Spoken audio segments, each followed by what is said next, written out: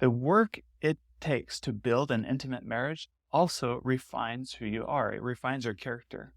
Good sex is extremely good for your brain because of the physical, emotional, and spiritual intimacy involved in good sex. Makes your brain more plastic, meaning it's more open to creating new connections. It helps facilitate learning. Welcome to the Get Your Marriage On podcast. I'm your host, Dan Purcell, a Christian marriage and intimacy expert and coach. I'm on a mission to help couples have the best sex and most emotionally intimate marriages possible. Our episodes cover topics you've always wondered about and are packed with practical advice designed to help you take your marriage to the next level. Hello, dear friend, and welcome to the Get Your Marriage On podcast. This is the podcast where we do a deep dive into the topic of sex and intimacy in marriage. We don't shy away from some hard topics, and some of our episodes are even spicy and slightly edgy. Here's a review I received on Apple Podcasts this week that I think captures very well the mission of this podcast. This woman writes, "I just discovered your podcast last week. It has helped open my perspective to the power that sex can have in forming a more intimate connection for a marriage. Thank you for diving so deeply into this topic. I am so grateful I found this resource. I could find answers to so many of the questions I didn't realize I had or didn't know who to ask. It has strengthened my marriage in such a short time." Thank you for that wonderful review, and you said it so well. By the way, if you want to leave a review on Apple Podcasts and you hear me read it on an episode, email support@getyourmarriageon.com and I will personally send you a gift. Real quick, I have some announcements. In a few weeks, I will be releasing episode number 200 of this podcast. Let's hear some celebration here. Can I get some applause? Right. This is a really big deal. Episode 200. I've been releasing consistently every week for 200 weeks. That's pretty cool. Anyway, I'm going to do something very special for this episode, and I've been preparing for it for a few weeks. And it has already changed me. It has changed who I am as a husband and as a father. And I hope episode 200 becomes your favorite episode because it's quickly shaping up to be my favorite episode too. So looking forward to that. Also, in about a month is September 1st, and that's the first day of Sextember. Now, if you haven't heard, Sextember is a tradition we have at Get Your Marriage On. And I want to invite you to join my wife and I in making September the sexiest ever. The inspiration for Sextember came from a book I read about called The New American Diet. The author had this idea that if you have more sex, it makes you look younger.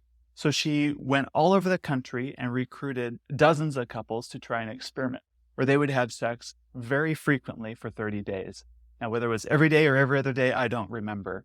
But what she did is she took before pictures of all of these couples, and after 30 days of a lot more sexual activity between the couple, she took after pictures of the couples.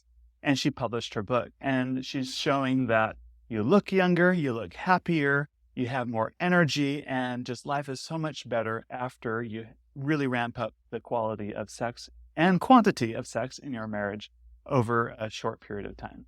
And I love that idea. So I want to invite you to try this experiment with me. How it works is on the first day, I want you and your spouse to take a selfie, just a picture of you two, and then plan for September, make it as sexy as you can, whatever works for you in your schedule. And then at the end of the 30 days, take another picture, like an after picture. And I want you to compare before and after and see for yourself if this experiment really works for you in your life. I mean, what can go wrong, right? This sounds like a really fun experiment. So join me in that. Also, in the first week of September, we will be launching our next men's private coaching group. This is our 6th cohort that we've ever done with this group. The men in the group that have gone through our program have reported great improvements in their marriages, and it's a really special time to bond with other men. But it's limited to just 10 men. So if you're interested, you'll hear more announcements about that coming out in my mailing list soon, but I want you to have a heads up about it.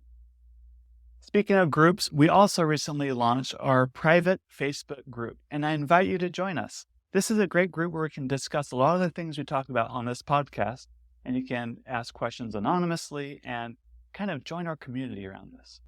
I believe sex in marriage is absolutely amazing and incredible. Not only does sex feel good, it's also really good for your health.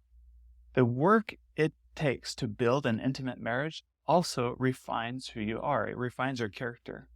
Good sex is extremely good for your brain because of the physical, emotional, and spiritual intimacy involved in good sex. Makes your brain more plastic, meaning it's more open to creating new connections. It helps facilitate learning. I believe one of God's purposes for marriage is that it's designed to help us grow. It's designed to stretch us, challenge us, learn godly characteristics such as patience, love, cherishing, patience, trust, patience, faith, and did I mention patience? It's also incredibly fun, rewarding, extremely pleasurable, and sometimes absolutely the best thing on earth ever. So today I get to answer some of the questions that have come through anonymously from many of you. I have a form on my website, by the way, where you can send in your questions, and I get to answer them once in a while. I hope whoever you are that sent me these wonderful questions, that you find some help and inspiration today. If you want to submit a question, check out the link in the show notes or go to getyourmarriageon.com, click on resources and anonymous questions. Right. The first question today comes from a husband, and he says, "My wife does not value sex or intimacy in our marriage. We never talk about sex or intimacy unless I bring it up. And usually it's because I am trying to fix the problem so that we can be more intimate with each other. But every time she promises to try to be better, nothing ever changes. What can I do to help her see the value of intimacy in our marriage?" This is tough when it's something that you value so much, yet your spouse isn't willing to address it like you want. And I just wanted to let you know I have a lot of compassion for you and anyone else in this situation. I've been there myself in my own journey, in my own marriage. There are at times certain things regarding sex that we just couldn't talk about without it turning into hurt feelings for both of us. Because it was painful to talk about, we dealt with the pain mostly by just avoiding the topic. We learned how to work through it, however, over the years, and with the help of expert coaching, now that's become a strong part of our marriage. So hopefully a few of the things I can share with you might help you in your situation. The first thing I want you to pay attention to is how you deal with the pain associated with these differences in desire levels or what makes the conversation difficult. How you're approaching that is something you need to think about. What is the system in your marriage around this instead of the actual content? Let's talk about that for a second. For example, I used to say when my wife and I had a disagreement on things, we would just avoid the topic because avoidance became our easy strategy. We would avoid the pain. But avoidance isn't an effective long-term strategy if your goal is to create an intimate long-term relationship. Now, there are other couples that deal with it using other ineffective strategies, such as accommodation. This is where one person will just accommodate the other person in the name of keeping the peace or whatever, but it breeds resentment, and it also doesn't address the root of the issue either. The third losing strategy that is really popular is acting out. This is when you pressure, browbeat, or just really bully your spouse to take your side. This can look like crying, raising your voice, using intimidation, or threats. This can be covert or can be overt, and it might even look like throwing a tantrum. So those are the three. We either avoid, accommodate, or act out. The 3 A's. Now, part of maturing in marriage is learning how to deal with difficult emotions without being reactive to them. Maturing in marriage is a process where you learn how to keep a clear mind in the midst of relationship pressures. It's the ability to bring your best thinking independently while still staying close in the relationship to your spouse. In short, the work of maturing in your marriage is completely developmental. It's adult development in action. First of all, no one likes to feel like they're broken or a project. No one likes to be treated as if they're the one that needs to be fixed. So if these conversations that you're having with your wife are approached from that standpoint, like you know it all and you know what's good for the marriage, and your wife's the broken one, she's the low common denominator, she's the bottleneck in the marriage, I don't think those kinds of conversations are going to go over very well. I assume it's really easy for you to see your spouse's failings and shortcomings around her beliefs around sex in this instance. But remember that relationships are a system. Think system like a math equation. There are failings, shortcomings, and faults of your own that are involved in this relationship too, by the way. And you may not be seeing your side of the equation very clearly, particularly because our brains aren't very good at seeing our own side of relationship issues very well. So, your best bet is to recruit your wife into helping you see your side of the issue so you can address the only part of the whole marriage math equation that you actually have direct control over, yourself. Sometimes recruiting the help of a mentor, coach, or therapist you trust can help you through this too.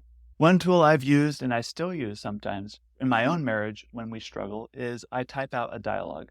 Now, whether this is a real dialogue that we had or it's hypothetical, it doesn't really matter.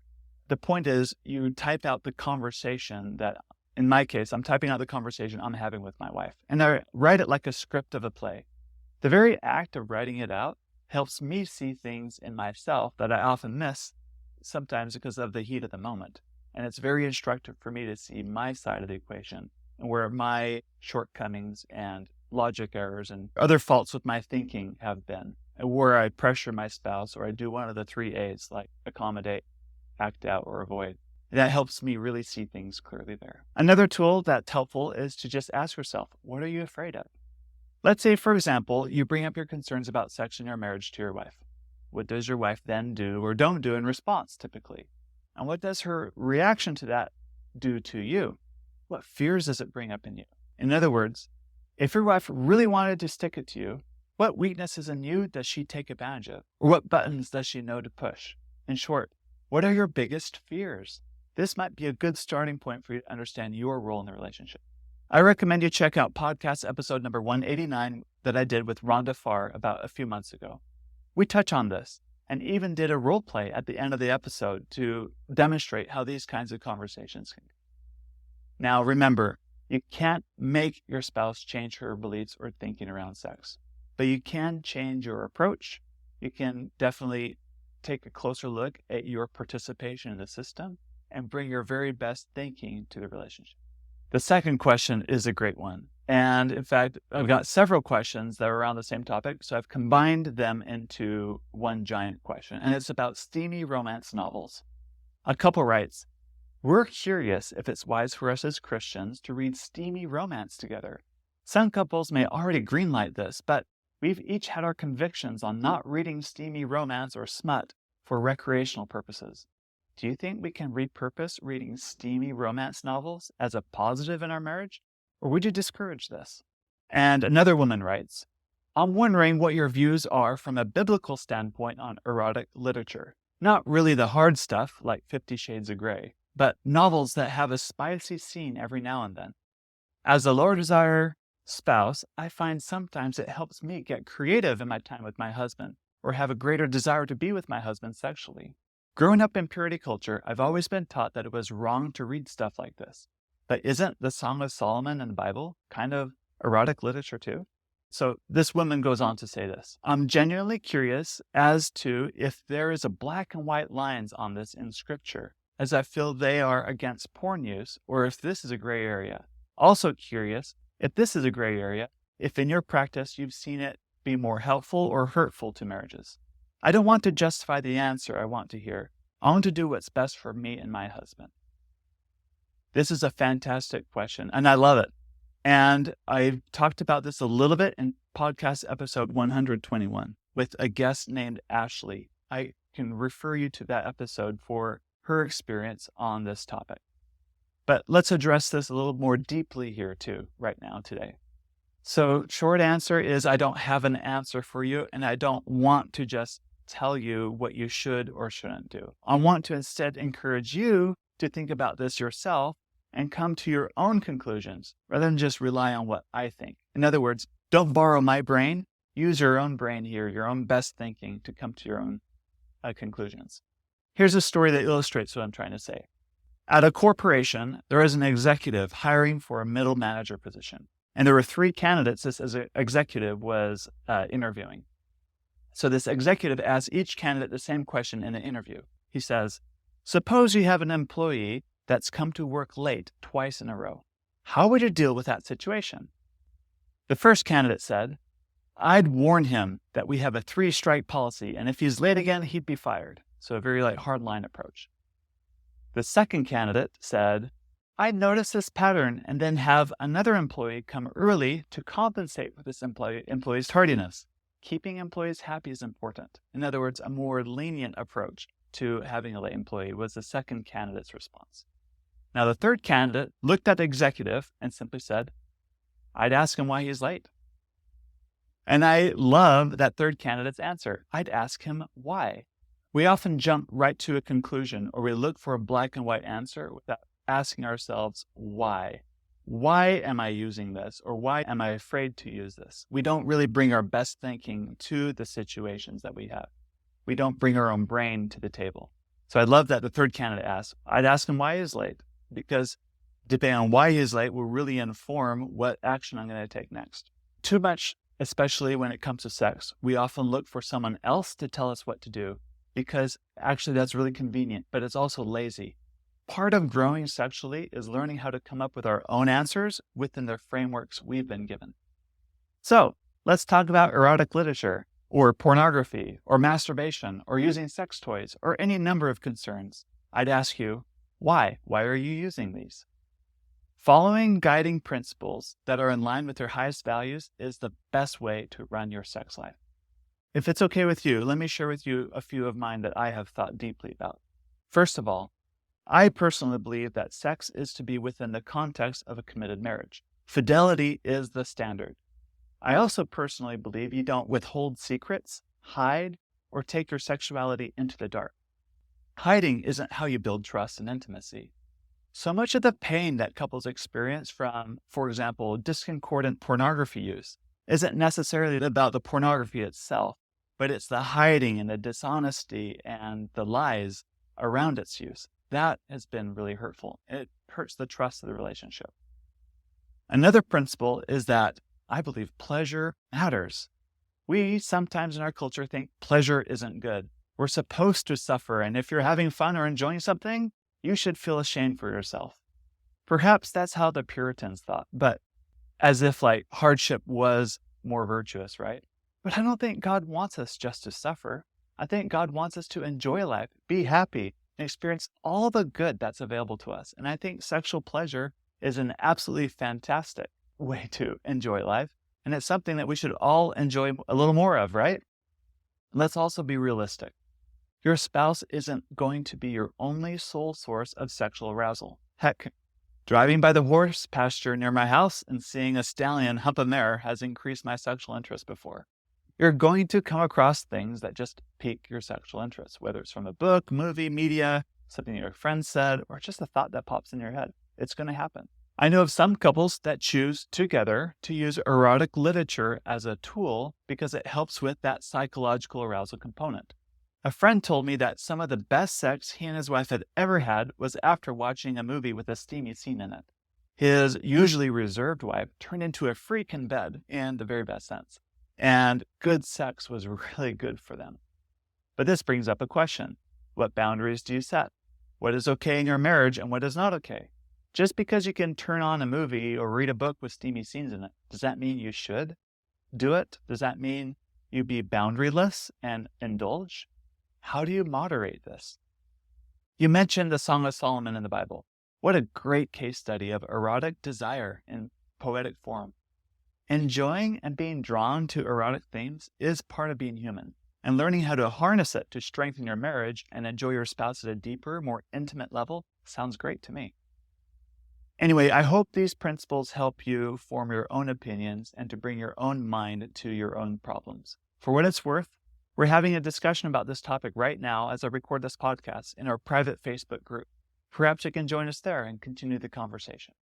All right, the next question is about a fear of bringing up desires. A husband writes, how can I have a conversation with my wife about broadening our definition of sexual intimacy? I'm the higher desire partner, and I would like to experience more forms of erotic touch, foreplay, sensuality, and sex in general, and as a way to connect when PIV is off the table. By the way, PIV means penis in vagina. That's shorthand for intercourse. The idea of sharing some of these forms of intimacy, even when we can't go all the way, is so heartwarming to me, but I have been unable to bring it up. This is similar to the first question I addressed today. I want to ask you why you're unable to bring it up. What are you afraid of? What would happen if you do bring it up? Can you bring up your desires with great kindness? Can you embrace the discomfort that will come from you sharing your mind honestly?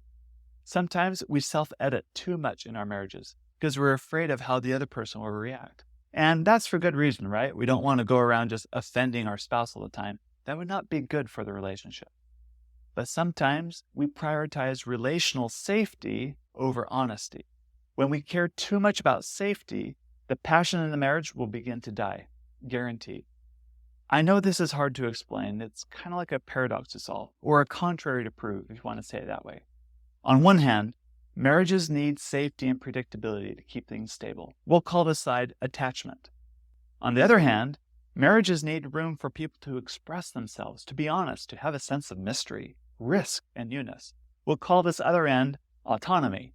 Attachment and autonomy are opposed to each other, meaning you give up autonomy by being completely attached, and you give up attachment if you go for full autonomy.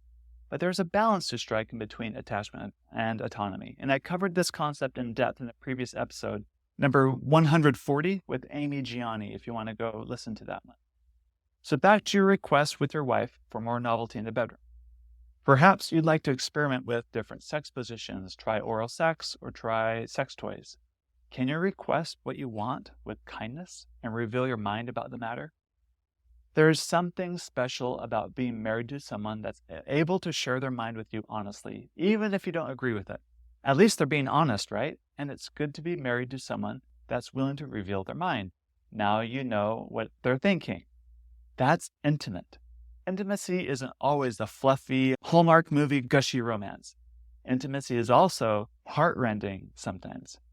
It's two sides of the same coin, and you take up both ends of the stick when you pick it up when it comes to intimacy.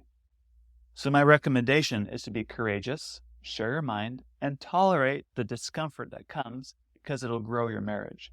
There's no guarantee you'll get what you want, and you're not entitled to any of it. But that's part of life, right? At least by sharing your mind with your wife about what you want, at least by bringing it up, you have earned your own self-respect of knowing you're expressing what you want and what you believe would be good for the marriage. And that in and of itself will help grow you up and grow the marriage too. Next question, this woman writes, my husband is overweight by about 45 pounds from when we first got married 20 years ago. He doesn't want to put forth the effort to lose it, and I'm having a hard time with that. He's getting to the point that he's no longer attractive to me, and it's a major turnoff sexually and physically when he's affectionate. I don't want to not be attracted to my husband. I work hard to keep a fit body, but mainly for me and my own state of mind. Yes, one of my thoughts is, why can't he just lose weight for me, especially when he knows from the time we started dating that having a physically fit husband was a priority to me for health and attraction? I do feel selfish when I think about that, but I don't know what to do and how to handle it. Can you please help me? Thank you. These kinds of concerns are very common, and I get many emails just like the one you just sent from husbands and wives. And it's upsetting when your spouse is no longer sexually attracted to you. That's very alarming and distressing. So I want to validate that. Might I suggest that people gain or lose weight for many different reasons, and it could be health, lifestyle, and so on. But what you're not attracted to, may I suggest, is not so much that he's overweight, but it is that his choices and his lack of motivation to lose the weight, that is off-putting to you. It's his attitude about his weight gain or his lack of weight loss, that is a turnoff, not the weight in and of itself, if that makes sense.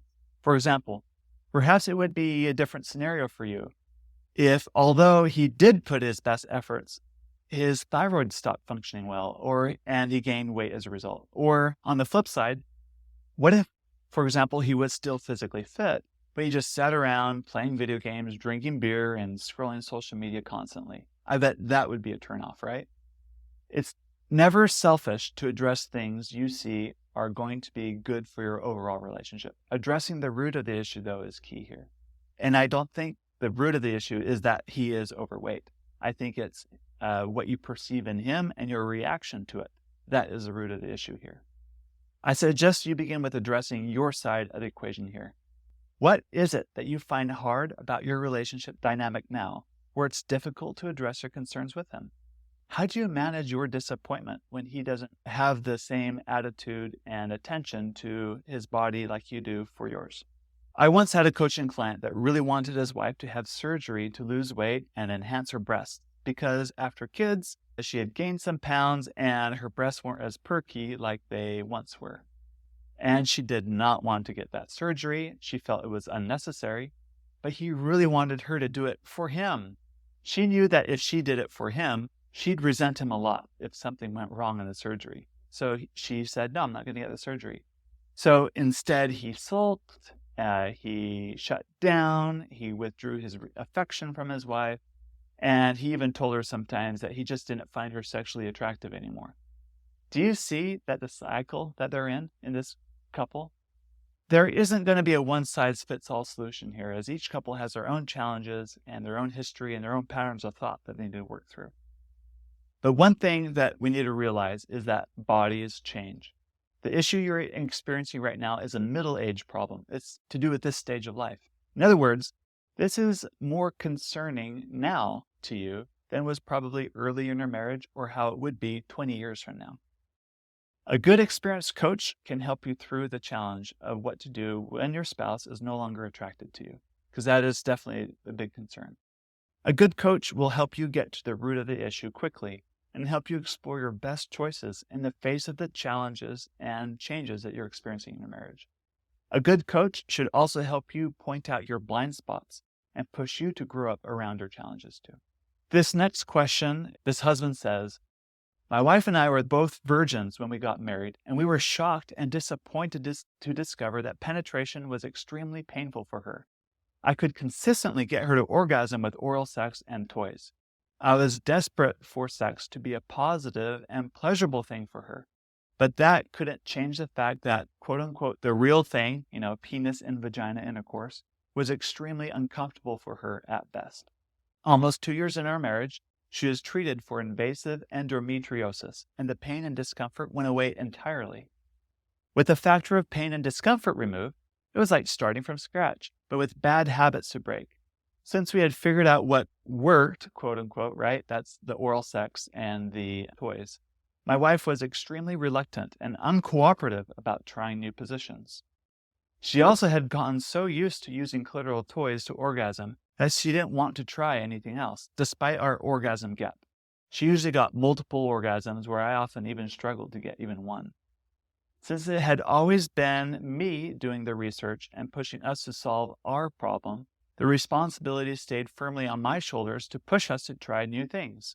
I have been struggling with feeling that my wife is selfish and only cares about her own pleasure, even after I've poured so much love and care into helping her achieve hers. It feels to me like even though I have made it a quest for myself to giving her orgasms, she has no interest in learning anything for my pleasure. For example, after many years of gentle pleading, she finally started giving me oral, but despite my encouragement, she will only do so briefly and unenthusiastically. Compared to the tongue aches I endured learning cunnilingus, this feels very unfair. She has no sex drive, which isn't a surprise, right? Which is understandable given the trauma associated with sex. But that compounds the problem as it feels to me that she could be perfectly happy never having sex again, which really hurts, even though she enjoys it when it does happen. I know that I can't change her and that more pressure doesn't help, but I'm also hurt and disappointed that even after a rocky start, even after all my devotion and persistence in shouldering this burden of making sex a good thing for her, she seemingly has no care for my sexual fulfillment. We have discussed my feelings and marriage counseling as an option, but she is very resistant to talking about this with anyone. I want to lovingly, respectfully encourage her to be equal partners with me in our sexual fulfillment, but I'm open to the idea that I'm wrong-headed in this. Any advice is appreciated. I recognize that this orgasm gap in your marriage is very painful, emotionally painful for you, and I want you to let them know that your feelings here are completely valid. And by the way, good on you for doing the work to help solve her physical pain with intercourse. Some couples just complain and not do anything about it, but you actually took action, which is really good. I want to encourage you to look at your patterns on how you keep this old cycle, these old patterns going for a minute. Remember, You're not the victim and your wife is the villain in this story. You actually have a marriage system, and you got to apply more system thinking to what's going on. Could it be that from the beginning of your marriage, you developed a pattern of being overly responsible for your wife's sexuality, that she hasn't had to develop the muscles, so to speak, to develop her own sexuality? A common pattern at addressing some anxious conflict in marriage, no matter what anxious conflict it might be, a common pattern such as not being able to have sex the way you want to, is for one person to overfunction while the other person underfunctions. And we did a podcast about this very thing just a few weeks ago with Dr. Kathleen Smith. And I'm reading between the lines here a little bit, and I could be way off here, but an example could be that you probably booked the appointments with your doctor to treat your endometriosis or to have the surgery. You probably took it upon you to learn more about cunnilingus and what sex toys to buy. I'm guessing you probably bought the dilators and you made sure that she was using them correctly and regularly, that she was doing the exercises. My guess is you probably bought books and read them and studied material on how to get good cunnilingus. Now, your motives may have been virtuous on the outside, but at heart, you are trying to solve your own problem by solving hers. In essence, being a sexual overfunctioner is about being responsible for your wife's sexual outcomes instead of being responsible to her. The way out of this, by the way, is to ask a more thoughtful question. How do I want to relate to my wife that isn't interested in my sexual pleasure? Answering that scary question will give you a lot more insight than trying to convince her that she's the reason for the orgasm gap and associated emotional pain in the marriage. To be completely fair here, she has a role to play in this too. She's been the underfunctioner. If she has been underfunctioning, she let you take charge of something that was ultimately her task to do. And she didn't step up when it was her place to do so. And she didn't take care of her tasks when they were her tasks to do. And perhaps she came by this pattern honestly because maybe in her family of origin, it was really easy for her to let others take responsibility for her in matters similar to this.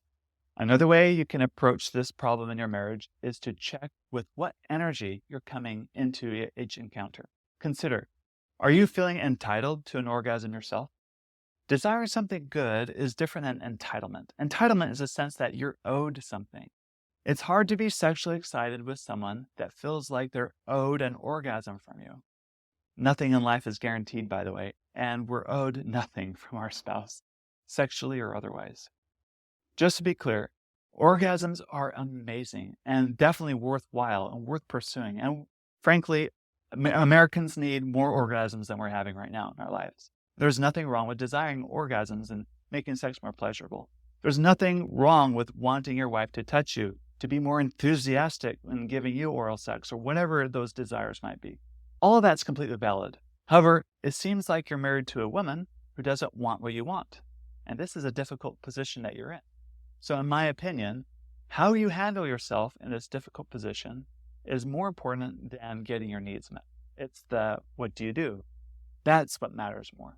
This is a good situation where coaching or counseling for just yourself might be a good step forward to help you work out your side of the situation within your marriage. When you make the goal of counseling to fix your wife and your perceived injustice of her selfishly hoarding all the orgasms in your marriage, I can see why she wouldn't be motivated to want to try counseling. The path out of resentment in your marriage is to remember that you always have a choice. If I were coaching you, I'd encourage you to consider what your options are, even your crappy options, and see what you can choose that you can actually live and make peace with. All right, here's my last question for the day, and it's a great one. I'm titling it, How to Woo a Husband. This woman writes, Hi, Dan and Emily. I have a question regarding romance. I have noticed that my husband responds better to my initiations of sex when I romance him first, making his favorite meal, preparing a bath, etc. I came from a family where the husbands do all the romantic gestures, so this is new to me. Do you have any recommendations on how to woo a husband and make him feel loved? I could really use some new ideas. Thank you so much. I'm glad you're asking this question. And by the way, this is a great candidate for our private Facebook group. You can get other people's opinions here too. And just a plug for that. But I'm glad you're asking this question because every person listening to this podcast should become a master at seducing their spouse. And I'd say Emily is really good at wooing me and seducing me because she knows me so well. And hopefully she would return the same thing, say the same thing if she were here, that I'm good at wooing her. The key is to be enticing and to be a really good option for your spouse. By the way, there's something about the way you phrase the question that I want to point out. You can't make your husband feel loved, but you can create an environment where it's likely to happen. And that's what we're going to focus on. Also, I want you to be aware of needing him to respond to your invitations. Neediness is very unattractive. I say this because it's entirely possible to go through the same motions at wooing and enticing your husband, but if it's coming from a place of anxious neediness for your spouse to respond like the way you want them to, it's going to be a complete turnoff. Now, I don't know your husband very well. I just know how I like to be seduced, so I'm introducing a lot of my own bias in my answer here. But I can suggest that the number one thing that excites a man is to be with a self-confident, turned-on woman. A woman who is confident in herself and turned on is very attractive. And if you do an internet search, you'll find full of tips and tricks on how to seduce your man. Let me just give you a few ideas. Remember, in general, men are more visual when it comes to sexual cues. Can you dress in a provocative way or flash him? Would that get his attention? In this study, they had heterosexual men view images of women in the nude, and they had a system set up where they had eye trackers, so they can track where the man's eyes go first when they see a new image. And guess what the first thing on the image a man placed his eyes? It was her breasts first, and then her hips second. Anyway, how can you use this information to seduce your husband? My next suggestion is to be a bit more explicit in your communication and build some anticipation.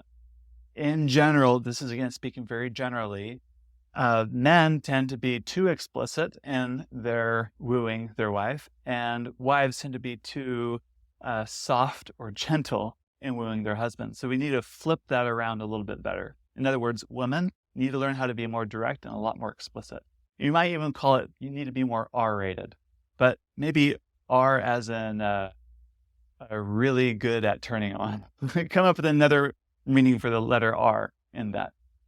Just think of it as being sexually confident. For example, you could text your husband, I love your penis in my mouth. Or, my clothes are coming off promptly at 8:45 p.m. and then the bedroom door gets locked at 8:46. What are your plans this evening? Another can be, I feel like such a woman when your body is tucked inside me. Those are some ideas to be a lot more explicit. Does he like to dance? Can you turn on some music and ask him to dance with you? Does he like massages, foot rubs? Does he like it when you read to him? Is there something steamy you both could read that would help both of you get in the mood? Another option is to be more direct with your touch. Generally speaking, men don't mind direct touch to their genitals, their behind, or their chest, whereas women do tend to mind that kind of direct touch. You can also push your man against the wall and kiss him passionately while you slowly undress him. Now, I could go on and on, but I'm starting to blush here, so I'm going to stop. Besides, I'm far more interested in teaching principles than specifics here. One last thing to note. There are times when all of your efforts to seduce your husband are going to fail. You do the right things and he's still not going to be interested, and this is just real life. But how you handle yourself when things don't work out is the real measure of the marriage, not how things go when things do work out, right? Can you and your spouse talk about what it means for him to be wooed by you and what it means for him to be romanced? I hope these suggestions are helpful for you. I hope this episode has been helpful for you as we talk about and tackle all sorts of questions and concerns that you might have in your marriage. I love this work. I believe that building an intimate, passionate marriage is one of the most important things we're ever going to do in this life. Intimacy is hard. Building an intimate marriage, not just a functional marriage, takes a lot of great personal growth and personal sacrifice, but it is well worth it. I hope you're inspired. I hope you're uplifted. I hope that these things help you and your marriage move forward. Now, if you like this episode, perhaps you'd want to download the Intimately Us app if you don't have it yet. This app is full of all sorts of ideas, suggestions, games, activities that you and your spouse can do to grow together sexually and intimately. Also, you can check out our website. We have tons of resources on our blog. Check out our past podcast episodes, our new Facebook group, our very active Instagram, and our YouTube channel, where we post all sorts of fun and interesting things, all designed to help you have the very best sexual relationship with your spouse. Now, if there's anything that you listened to today that you feel like you could use specific help with in your marriage, I suggest you check out my program. It's the Get Your Marriage On program. This is like the capstone of all the work I've done for the last 7 years, all pulled together in one place. This is the ultimate way for you to get a new, upgraded marriage. This is a place for you to see your old patterns that don't work and to replace them with patterns that do work. This is a way for you to learn how to have the deeper, vulnerable conversations with your spouse that really move the needle forward so you can have a sexier, more intimate marriage. You'll find all that information at getyourmarriageon.com. Thanks for listening, and I'll talk to you next week.